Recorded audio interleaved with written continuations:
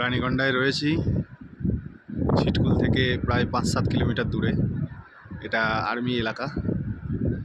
নদীটা বয়ে যাচ্ছে, চারিদিকে পাহাড়। ওদিক থেকে একটা ভিডিও করেছিলাম, ওদিকে নদীটা ছিল না। এবার এদিকে নদীটা বয়ে যাচ্ছে, স্বচ্ছ কাচের মতো জল, দেখার মতো শব্দ আসছে নদীর। নদীটা বয়ে চলে গেছে সোজা, এই যে ভ্যালি চলে গেছে সোজা। এই রোদটা চলে গেছিলো, একটা মেঘ এসেছিল, রোদটা ঢেকে দিয়েছিল, এবার আবার রোদটা ফিরে আসছে। ওই দিকের পাহাড়টাই ছিলাম, ওই দিকের পাহাড় থেকে ভিডিও করেছিলাম। আর ওই পাহাড়টার ওপারে চায় না, এটা আগেই বলেছিলাম। গাড়িগুলো সব এখানে দাঁড়িয়েছে, টুরিস্ট এখানে তুলনায় কম। আমাদের টুরিস্ট পার্টির এখনও ওই পাহাড়ের ওপরে রয়েছে অনেকে।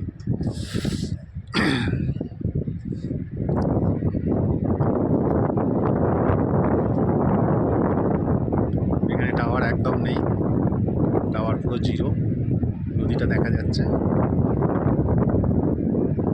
এটা একদম শেষ সীমানায় আমি দাঁড়িয়ে আছি।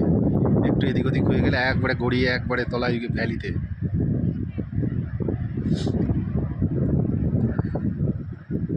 ও, এইখানটায় অসাধারণ দৃশ্যটা লাগছে দেখতে। আমি একটা ফটো করে নিই। ওদিকে পাহাড়।